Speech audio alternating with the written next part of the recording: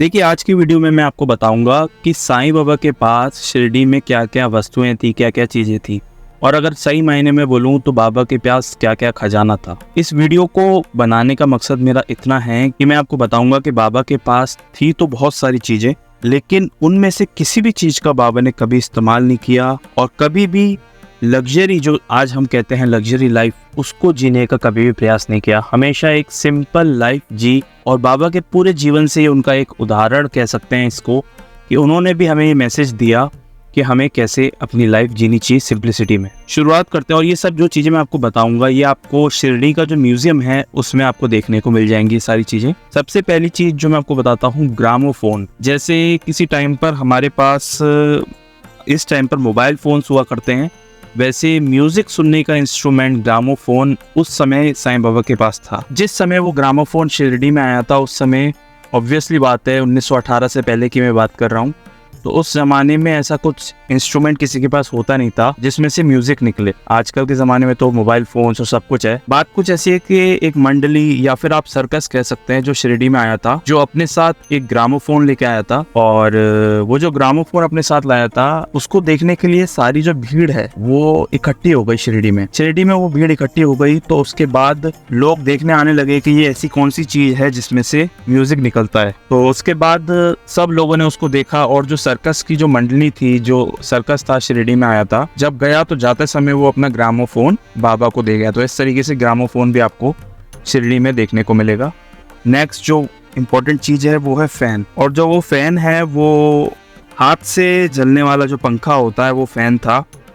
Actually में जब शिरडी में बाबा बैठा करते थे तो बहुत सारे जो भक्त हैं, बहुत सारे जो लोग हैं वो उन फैन का इस्तेमाल करके बाबा के ऊपर हवा किया करते थे। ये भी आपको म्यूजियम में देखने को मिलेगा। नेक्स्ट जो चीज़ आप देख सकते हैं जो बाबा के पास थी वो थे कई सारे चिलम पीने के जो पाइप्स होते हैं वो, और जो भिक्षा मांगने के पॉट्स होते हैं। भिक्षा मांगने के पॉट्स बाबा के पास 2-3 थे टिन वाले, और साथ ही में चिलम के जो मिट्टी से बने हुए वो पाइप होते हैं वो भी थे। लेकिन असल में आज के टाइम पर जो है ये सब आपको बाबा के म्यूजियम में देखने को मिलेंगे। किसी टाइम पर वो द्वारका माई में रखे रहते थे। एक चौड़ी करके चीज होती थी जो भी हवा देने के लिए या फिर जो मक्खी वगैरह ना बैठे ऐसे, और ये बाबा के पोजीशन में आज भी इस्तेमाल की जाती है और अभी भी ये म्यूजियम में रखी हुई है। नेक्स्ट बाबा के पास था एक हैंड मिल यानी कि जो गेहूं से आटा पीसा जाता था, और इस हैंड मिल की स्टोरीज कई सारी आपको शिरडी में भी देखने को मिलती है, जिसमें बाबा ने हाथ से गेहूं पीसा और वो जो आटा है उसको गांव के कोने कोने पर जाके बिखेरने को कहा, जिससे कि कोई भी महामारी एंटर नहीं कर पाए। तो ये हैंडमिल जो है ये स्टोरीज में भी जानने को मिलता है और म्यूजियम में भी आज आपको देखने को मिलती है। नेक्स्ट जो इम्पोर्टेंट चीज़ है वो है ताजिया। ताजिया एक रेड कलर का बहुत बड़ा ताजिया होता है, जिसको बाबा जब चावड़ी समारोह में बाबा जाते थे तो सब लोग जो हैं वो ताजिया बाबा के साथ लेके चलते थे। नेक्स्ट जो आपको चीज़ इंपॉर्टेंट देखने को मिलेगी वो है एक सिल्क कफनी भी बाबा की वाइट कलर की थी। जो नेक्स्ट जो है एक वेलवेट कोट, ये आपने ज़रूर देखा होगा अगर आप म्यूजियम में गए हैं तो। और वेलवेट कोट रेड कलर का एक कोट है जो अभी भी रखा हुआ है म्यूजियम में। ये सब चीज़ें जो वस्तुएं रखी हुई हैं शिरडी म्यूजियम में, ये इनके बारे में बता तो रहा हूँ, लेकिन बाबा ने इनका इस्तेमाल कभी नहीं किया, क्योंकि उनका ऐसा मानना था कि अगर हम आज सिंपल लाइफ जीते हैं तो उससे बेटर कोई चीज़ नहीं हो सकती।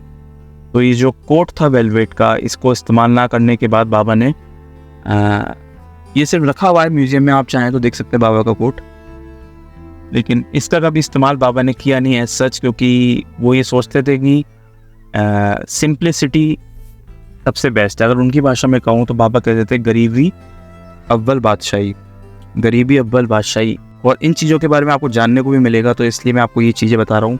नेक्स्ट जो एक चीज़ थी वो थी म्यूजियम में रखी हुई एक शॉल जिसके ऊपर ओम का साइन है। ये भी शॉल आपको म्यूजियम में देखने को मिलेगी। बाबा की पादुकास, नेक्स्ट है पादुकास, आप शिरडी में देख सकते हैं।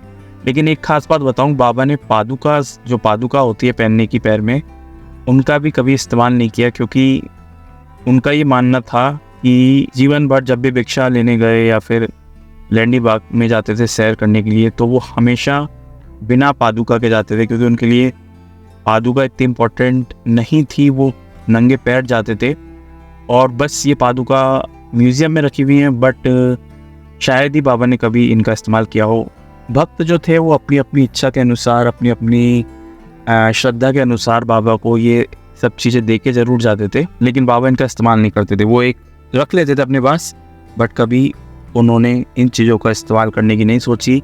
और कुछ लोग कहते भी थे उनको इस्तेमाल करने की, तो बाबा कभी इस्तेमाल नहीं करते थे। इसके अलावा आपको एक रथ देखने को मिलेगा, जो पालकी है, जो रथ है, द्वारका माई में लाया जाता था। बाबा की जो रथ यात्रा है वो निकाली जाती थी, मतलब चावड़ी के समारोह में यूज़ किया जाता, लेकिन बाबा कभी नहीं बैठे इस रथ पर भी। बाबा जो है कभी नहीं बैठे, बस ये म्यूजियम में रखा हुआ है। और ये जो भी भक्त थे तमाम, उनकी श्रद्धा को दर्शाता है कि वो अपनी श्रद्धा से बाबा को गिफ्ट जरूर किया करते थे, बट बाबा ने इन चीज़ों का कभी इस्तेमाल नहीं किया। रथ के पास ही बाबा के एक पालकी भी है, और वो जो पालकी थी उसका इस्तेमाल भी चावड़ी के समारोह में किया जरूर जाता था, लेकिन बाबा ने कभी भी उस पालकी में बाबा ने ऐसा कुछ इस्तेमाल नहीं किया। वो भी बस समारोह की तरह जो भक्त थे उनको लेके जाया करते थे बाबा के फोटो के साथ। आज भी आप देखें तो शिरडी में जो गुरुवार को जो यात्रा होती है, उसमें पालकी के साथ जो फोटोग्राफ है बाबा की वो लेके जाई जाती है, लेकिन बाबा कभी एज सच ना पालकी ना रथ, इन चीज़ों का कभी कुछ भी इस्तेमाल बाबा ने नहीं किया लाइफ में। म्यूजियम में एक बहुत खास चीज़ देखने को मिलती है, वो है बेड। अब लोग अक्सर म्यूजियम से गुजरते हैं तो वो बेड देखते होंगे और वो ये सोचते होंगे कि बाबा के सोने का बेड है, लेकिन ऐसा नहीं है। बाबा जीवन में कभी भी जो बेड रखा हुआ है म्यूजियम में उस पर नहीं सोए, या किसी भी और बेड पर बाबा नहीं सोए। बाबा या तो द्वारका माई में ज़मीन पर सोते थे, एक टाट का कपड़ा डाल के, या जो एक लकड़ी का पट्टा दिया था टांगने के लिए एक भक्त ने, उस पर सोते थे, या फिर चावड़ी में सोते थे। तो बाबा ने कभी भी बेड का इस्तेमाल तक नहीं किया सोने के लिए। ना उन्होंने पादुका यानी पैरों में कुछ पहना, ना उन्होंने बेड का इस्तेमाल किया। लेकिन ये बेड रखा इसलिए है क्योंकि अंतिम समय में बाबा की समाधि से पहले बाबा को जो है स्नान कराया गया था, नहलाया गया था, उस समय इस बेड का यूज़ किया गया था। लेकिन अगर आप ये बेड देखते हैं और सोचते हैं कि बाबा का ये बेड है जिसमें बाबा आराम करते थे, तो ऐसा नहीं है। ये बेड सिर्फ तब तक के लिए था जब बाबा को लास्ट टाइम जो है स्नान कराया गया महासमाधि से पहले। इसके बाद एक बहुत ख़ास चीज़ देखने को मिलती है म्यूज़ियम में, वो है व्हील चेयर। बाबा को अस्थमा था और एक भक्त थे जिन्होंने बाबा को व्हील चेयर गिफ्ट की थी, और वो व्हील चेयर उन्होंने इसलिए गिफ्ट की थी कि उन्होंने बाबा से कहा था कि जब आप बूढ़े हो जाएंगे तो आप व्हील चेयर में बैठिएगा और मैं आपको या कोई भी भक्त आपको व्हील चेयर पे लेके जाएंगे। लेकिन बाबा ने रख तो ली, लेकिन बाबा ने कभी जीवन में उसे इस्तेमाल नहीं किया। यहाँ तक कि बाबा जब ओल्ड भी हो गए थे, 1918 के आसपास की बात करें तो 1916 के आसपास की बात करें तो बाबा तात्या, श्यामा, महासपति, इन सब का थोड़ा थोड़ा हेल्प लेते ज़रूर थे, लेकिन व्हील चेयर का इस्तेमाल बाबा ने कभी नहीं किया जीवन में। वो हमेशा भिक्षा मांगने जाते, लैंडी बाग में जाते सैर करने, तो वो अपने पैरों पे खड़े होकर जाते थे। और he was God, he was गुरु, और अगर वो चाहते तो उनके लिए कुछ भी इम्पॉसिबल नहीं था। But to give a message, एक मैसेज देने के लिए हम सबको, एक तो ये कि इतनी सारी लग्जरी चीज़ें बीच में होने के बाद भी उन्होंने एक भी चीज़ का इस्तेमाल नहीं किया। दूसरा ये कि वो इंसानी रूप में हम सबके बीच में थे, तो वो एक इंसानी जो मर्यादा है नेचर की उसको बरकरार रखना चाहते थे। नेक्स्ट है सोंगाटे। सोंगाटे एक तरह का गेम होता है, अगर आपने महाभारत देखी हो तो उसमें भी शकुनी और जो पांडव थे वो जो लोग गेम खेलते थे वैसे ही कुछ एक गेम था, और आज भी वो गेम रखा हुआ है शिरडी म्यूजियम में, जिसमें सोंगाटे नाम का गेम है, जिसे बाबा, श्यामा, तात्या, महासपति और भी जो भक्त थे करीबी वो चावड़ी में खेला करते थे, और राधा कृष्ण माई उनके लिए पानी, दूध ये सब भेजा करते थे ताकि एक इंजॉयमेंट के तौर पे ऐसा गेम खेले करते थे। तो ये भी आप देख सकते हैं म्यूजियम में। एक खास बात मैं आपको बताता हूँ कि जो बेयर फुट वाली बात है, मतलब कि बिना पादुका के बाबा रहते थे। बहुत सारे लोगों ने ऐसा बताया कि बाबा जब चलते थे तो वो नंगे पैर तो चलते थे।